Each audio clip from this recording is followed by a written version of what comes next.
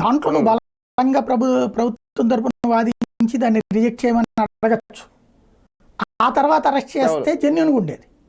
Court కూడా reject చేసింది కాబట్టి మేము అరెస్ట్ చేసామని కాకుండా ముందే అరెస్ట్ చేయడం, ఓ పక్కన కేసు విచారణకు ముందే అరెస్ట్ చేయడం. అందుకని పైగా ఇతను కూడా 25 లక్షలు చెప్పేశాడు మరుసటి రోజునే చెప్పేశాడు. అదే ఇతను లేక బాధ్యతగానే ఉన్నాడు ఆ విషయంలో. మరి ఇచ్చాడో లేదో తెలియదు.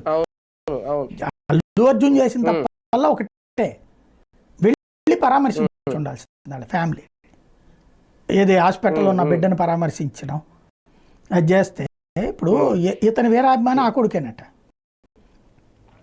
అతనే నలుగున్నప్పుడు హాస్పిటల్ బెడ్ మీద ఉన్నప్పుడు, చాబోతుకుల మధ్యన ఉన్నప్పుడు మరి మెడికల్ ఖర్చులు పెట్టుకుంటూ ఉండొచ్చు. తనే కనుక ఫోన్ వెళ్ళి కూర్చున్న తర్వాత నేను మాట్లాడుతున్నాను నాన్న అల్లు అర్జున్ని లేదంటే కనుక కుర్రోడ్లో ఉండే టెంపర్ ఎట్లా ఉంటుంది, అది చేయలేకపోవడం అతను తప్పు. అందువల్ల పబ్లిక్లో కూడా డిఫరెంట్ టాక్ వచ్చిందనమాట. ఫైనల్గా వచ్చేటప్పటికి ఇక్కడ ప్రభుత్వం చట్టం తన పని తాను చేసుకుపోతుందని చూపించే ప్రయత్నంతో పాటుగా ఒక్క మగాడిగా రేవంత్ రెడ్డి రియాక్షను, ఇక్కడ మోహన్ బాబు విషయంలో మరి ఇలా పాటించలేదే. ఈయన కోర్టుకు వెళ్ళడానికి పర్మిషన్ ఇచ్చారు, ఆయన చివరికి స్టేట్ తర్వాత ఇల్లు ఉండొచ్చును.